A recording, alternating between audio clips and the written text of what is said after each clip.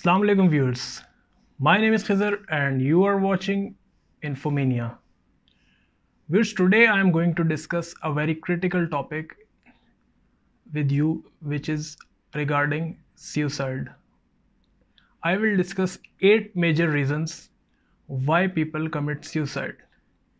Suicide viewers हमारे society में एक ऐसा इशू है जिसे हम फेस कर रहे हैं ऑन अ डेली बेसिस. अब तो इसका रेशियो इतना हाई हो गया है, स्पेशली यंगस्टर्स में. So I thought I should discuss this topic briefly, and I will discuss each and every reason why an individual come to that position, he or she take that extreme step of ending his or her life. Viewers, suicide की जो पहली reason है वो है ending of relationship. आप note करते हैं कि जब भी कोई शख्स किसी रिलेशनशिप में हो, उसका ब्रेकअप हुआ हो, ऑल ऑफ अ सडन ये एक ऐसा उसको एक आप कहें सैडनेस या ऐसी उसको वो गमज़दा हालत में होता है कि उसको एक शॉक लगता है. उस शॉकिंग मोमेंट में जो वो स्टेप उठाता है उस वजह से वो सुसाइड कमिट कर लेता है. इसमें कोई थॉट प्रोसेस इन्वॉल्व नहीं होता और वो ऑल ऑफ अ सडन इस स्टेप को उठाता है और वो सोचता है कि अब ज़िंदगी को गुजारने का कोई मकसद नहीं रहा. तो वो मोस्टली ये आपने देखा होगा कि ये ब्रेकअप्स के बाद यंगस्टर्स, टीनेजर्स नहीं तो यंगस्टर्स जो बिलो 30 होते हैं वो लोग, उनमें ये रीज़न्स बहुत ज़्यादा है सुसाइड की. इस रीज़न की वजह से वो लोग सुसाइड कमिट करते हैं. फिर सेकंड रीज़न जो मोस्टली देखी गई है वो है अनएम्प्लॉयमेंट, लूजिंग अ जॉब. जब कोई इंडिविजुअल अपनी जॉब को लूज़ कर देता है और उसका सोर्स ऑफ इनकम ख़त्म हो जाता है, तो आपने देखा होगा मोस्टली जब कंपनीज़ किसी को टर्मिनेट करती हैं, सैक करती हैं, जब उनके हाथ में वो लेटर आता है कि उनको उस नौकरी से फारिग कर दिया गया है, तो वो एट दैट मोमेंट उन पे एक कैफियत तारी होती है जिसकी वजह से वो ये एक्सट्रीम स्टेप उठाने पे मजबूर हो जाते हैं. ये वो लोग होते हैं जिनके आसाब इतने मजबूत नहीं होते और वो बग़ैर किसी सोचे समझे, बग़ैर कंसल्टेशन के और बग़ैर अपने दोस्तों रिश्तेदारों से डिस्कस किए बग़ैर और नेक्स्ट स्ट्रेटजी को बनाए बग़ैर ही वो ये एक्सट्रीम स्टेप उठा लेते हैं. और अनएम्प्लॉयमेंट आपको पता है कि हमारी सोसाइटी का एक बहुत बड़ा इशू है, क्योंकि गवर्नमेंट इतनी जॉब्स रेज़ करती नहीं, गवर्नमेंट इतनी जॉब्स अपॉर्चुनिटीज़ प्रोवाइड करती नहीं, और प्राइवेट सेक्टर में भी इन्फ्लुएंस, और आपको पता है कि ज़्यादातर नेपोटिज़म वगैरह के बहुत इस वजह से आम जो इंडिविजुअल है जिसका कोई रेफरेंस ना हो उसको जॉब नहीं मिलती. तो अगर उसको नज़र आ रहा हो कि आगे कोई सोर्स ऑफ इनकम नहीं है और वो बुरी तरह इस पे फंस जाएगा, तो वो इस सिचुएशन में अपनी जॉब जाने की सूरत में सुसाइड कमिट कर लेता है. थर्ड रीज़न जो मोस्टली होता है, ये प्रोलॉन्ग करता है, वो है फाइनेंशियल क्राइसिस. ये होता है जॉब लूज़ करने के बाद या ऑल ऑफ अ सडन किसी का बिज़नेस बहुत अच्छा चल रहा हो और उसका बिज़नेस में उसको लॉस हो गया या वो डिफ़ॉल्ट कर गया या वो उसको एक फाइनेंशियल क्राइसिस उस पर ऐसा रहा कि वो प्रोलॉन्ग कर गया, 5 से 6 महीने और सालों में बात चली गई और उस पर इतना डेट चढ़ गया, इतना कर्जा चढ़ गया कि उसको लगा कि आगे कोई वे आउट नहीं है इससे निकलने का. तो रोज़ रोज़ वो इस सिचुएशन से जान छुड़वाने के लिए वो क्या करता है कि वो सुसाइड कर लेता है. और मोस्टली आपने देखा होगा वो लोग जो स्टॉक मार्केट में डील करते हैं, जो ब्रोकर्स होते हैं, जो रातों रात अमीर भी हो जाते हैं और रातों रात गरीब होने का भी उनके चांसेस ज़्यादा होते हैं. आपने देखा होगा कि अक्सर न्यूज़ में आता है कि स्टॉक मार्केट क्रैश कर गई. जब स्टॉक मार्केट जब क्रैश करती है, जो उनकी इन्वेस्टमेंट होती है, मोस्टली लोग जब वो उससे हाथ धो बैठते हैं तो वो ये एक्सट्रीम स्टेप उठाते हैं, क्योंकि उनमें एक कैपेबिलिटी नहीं होती, उनकी नर्व्स इतनी स्ट्रांग नहीं होती और वो देखते हैं कि इस फाइनेंशियल क्राइसिस से जान छुड़वाने का एक ही तरीका है कि अगर वो लोन पे नहीं कर सकते तो वो अपनी ज़िंदगी को ख़त्म कर लेते हैं कि उसके बाद तो जान छुट जाएगी. फोर्थ रीज़न आती है व्यूअर्स, वो है लूजिंग अ सोशल पोजीशन. आपने देखा होगा कि लोग क्वालिफाइड भी होते हैं और उनका सोर्स ऑफ इनकम भी ठीक होता है और वो कमा भी रहे होते हैं, लेकिन जो थर्ड पार्ट होता है वो होता है सोशल स्टेटस. सोशल स्टेटस के लिए इंसान बहुत तगोदो करता है और वो चाहता है कि एक सोसाइटी जिसमें वो मूव ऑन कर रहा है उसका एक स्टेटस मेंटेन रहे, स्पेशली उसके फ्रेंड्स, रिलेटिव्स, उसके जानने वालों में, और वो अपना एक स्टेटस मेंटेन करने के लिए बहुत ही भाग दौड़ करता है इसके लिए. तो जब भी किसी शख्स का कोई स्टेटस उससे छिन जाए और उसमें वो अपनी इंसल्ट फील करे और वो समझे कि वो रेडिक्यूल हुआ है, और उस स्टेटस को छिन जाने के बाद उसको कोई ऐसा सोर्स या उसको ऐसा ज़रिया कोई नज़र ना आए कि उसको वो रिटेन कर सकता है या दोबारा हासिल कर सकता है, तो वो इंडिविजुअल ये एक्सट्रीम स्टेप उठाता है और अपनी लाइफ को ख़त्म कर लेता है। सोशल स्टेटस भी छिन जाना एक सुसाइड की रीजंस में साइकोलॉजिस्ट के नज़दीक बहुत से केसेस ऐसे होते हैं जिसमें अनएम्प्लॉयमेंट का ऐसा एज सच अमल दखल नहीं होता, लेकिन स्टेटस जाने की वजह से भी बहुत से लोग सुसाइड कमिट कर लेते हैं। एक और रीज़न जो बहुत अहम है, और वो है losing social acceptance in family.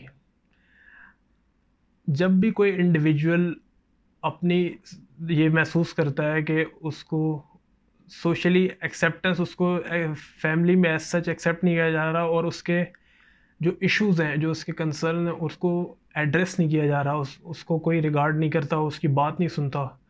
Social acceptance ना होना भी एक बहुत बड़ी रीज़न है सुसाइड की, लेकिन मोस्टली आप देखते होंगे कि ये ज़्यादातर इमेच्योर लोग करते हैं, जो टीनेजर्स हो या बिलो 30 हो, क्योंकि उनमें इतनी मेच्योरिटी का लेवल इतना ज़्यादा नहीं होता, और वो समझते हैं कि अगर उनकी बात को नहीं सुना जा रहा तो उनको इग्नोर किया जा रहा है। तो उस इग्नोरेंस के उस लेवल को, जब वो लेवल इंक्रीज़ होता है, तो वो अपनी लाइफ को ख़त्म कर लेते हैं। तो मोस्टली ये सुसाइड का रीज़न साइकोलॉजिस्ट के नज़दीक टीनेजर्स में देखा जाता है। व्यूअर्स, एक और रीज़न जो बहुत कॉमन है सुसाइड का, वो है एकेडमिक फेलियर। आपने देखा होगा कि किसी भी इंडिविजुअल ने अपना एक गोल सेट किया होता है, उसको अचीव करने के लिए वो बहुत स्ट्रगल करता है। वो समझता है कि उसने एफएससी में ओ लेवल में मार्क्स इतने लेने हैं तो उसका एडमिशन हो जाए इंजीनियरिंग में, मेडिकल कॉलेज में। या कोई इंडिविजुअल समझता है कि वो सिविल सर्विस का एग्ज़ाम देगा और उसको अचीव नहीं कर पाता, और उसका वहाँ पे वो इनरोल नहीं, वो समझ उसका वो मेरिट लिस्ट में नाम नहीं आता है। या कोई भी ऐसा इंडिविजुअल टारगेट किसी ने सेट किया हो और उसको वो अचीव ना कर सके, जिसकी वजह से उसका गोल कंप्लीट ना हो। एकेडमिक फेलियर एक बहुत बड़ा रीज़न है इसमें, क्योंकि बहुत से जो टीनेजर्स हैं, जो स्कूल गोइंग स्टूडेंट्स, कॉलेज जाने वाले या यूनिवर्सिटी लेवल पे भी, अगर वो अपना ऑब्जेक्टिव अचीव नहीं कर पाते तो वो ऑल ऑफ अ सडन ये एक्सट्रीम स्टेप उठाते हैं और अपनी ज़िंदगी को ख़त्म कर लेते हैं। इसमें भी एक बहुत बड़ा हाथ है कि पेरेंट्स की तरफ से भी बहुत प्रेशराइज़ किया जाता है। इसमें पेरेंट्स भी कसूरवार ठहराए जाएंगे साइकोलॉजिस्ट के नज़दीक, क्योंकि उन्होंने भी बच्चों पे इतना प्रेशर डाला होता है कि आपने इंजीनियरिंग यूनिवर्सिटी में जाना ही जाना है, आपने इस फील्ड को परसू करना है। वो इस चीज़ को खातिर में नहीं लाते कि वो बच्चा खुद क्या करना चाहता है। तो ये एक बहुत बड़ी रीज़न है, और मोस्टली होती है टीनेजर्स में या यंगस्टर्स में। व्यूअर्स, एक और रीज़न जो आपने मोस्टली देखा होगा वो है बुलिंग, शेमिंग और ह्यूमिलिएशन। जब भी किसी शख्स को कॉर्नर किया जाएगा और उसको ह्यूमिलिएट किया जाएगा और उसको लगेगा कि उसकी जो सेल्फ इस्टीम है वो हर्ट हो रही है और वो उसको रेडिक्यूल किया जाएगा, तो इस सिचुएशन से वो जान छुड़वाने के लिए या इस स्टेट ऑफ द माइंड से निकलने के लिए वो एक्सट्रीम स्टेप उठाएगा और अपनी लाइफ को ख़त्म करेगा। तो हमें स्पेशली यंग पेरेंट्स को, टीचर्स को, काउंसलर को, और जो लोग उनको गाइड करते हैं, उनको ये सोचना चाहिए कि कभी भी उन पे इतना प्रेशर ना डाला जाए और उनको ह्यूमिलिएट ना किया जाए। कोई यंगस्टर हो, कोई बच्चा हो या कोई जवान हो या कोई बूढ़ा हो, हर बंदे की सेल्फ इस्टीम होती है। जब उसको हम हर्ट करते हैं, ये एज अ सोसाइटी हमारा कलेक्टिव फेलियर है। हम इस चीज़ को खातिर में नहीं लाते, हम इस चीज़ को नहीं नोटिस करते कि उससे एक बंदा हर्ट हो रहा है।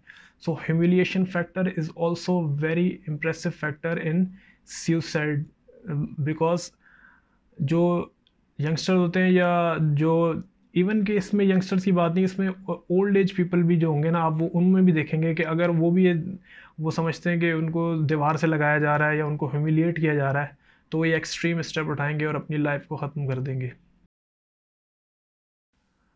व्यूअर्स, जो लास्ट पॉइंट है इसका वो है रिगार्डिंग अरेस्ट और इम्प्रिजन। ये मोस्टली आपने देखा होगा कि जो लोग, जिनको जो कन्विक्ट हो जाते हैं किसी जुडिशरी से, जिनको सज़ा हो जाती है या जो जेल चले जाते हैं, इसमें मेजॉरिटी आपने पॉलिटिशियंस देखे होंगे। अनफॉर्चुनेटली पाकिस्तान में या इवन सब कॉन्टिनेंट में भी आप ये देखने में नहीं आता कि किसी ने ऐसा एक्सट्रीम स्टेप उठाया और अपनी लाइफ को ख़त्म कर लिया, क्योंकि हमारे यहाँ हमारी सोसाइटी में मॉरल वैल्यूज़ वो उस तरह एग्जिस्ट नहीं करती। लेकिन वेस्टर्न कंट्रीज़ में आपने देखा होगा किसी पे कोई एलिगेशन लगा, किसी को लगा कि उससे उसके कैरेक्टर को मेलाइन करने की कोशिश की गई या उस पे कीचड़ उछाला गया और वो कन्विक्ट हुआ या अदालत ने उसको सज़ा दे दी, तो वो उनके मिनिस्टर्स भी आपने देखा होगा, मिनिस्टर लेवल के लोग भी अपनी ज़िंदगी को ख़त्म कर लेते हैं। So being imprisoned is also a very major reason of suicide. Unfortunately ये सब कॉन्टिनेंट में एग्जिस्ट नहीं करती, लेकिन वेस्टर्न कंट्रीज़ में इसका अभी तक रवाज मौजूद है और हम देखते हैं कि अक्सर ख़बरें सुनने में भी आती हैं कि आफ्टर एलिगेशंस जब कोर्ट ने उनको कन्विक्ट कर दिया या उनको सज़ा हो गई तो उन्होंने सुसाइड कमिट कर ली। अब मैं इस बात पर आता हूँ व्यूअर्स के ईस्टर्न कंट्रीज़ में इसका रेशियो वेस्टर्न कंट्रीज़ से कम क्यों है।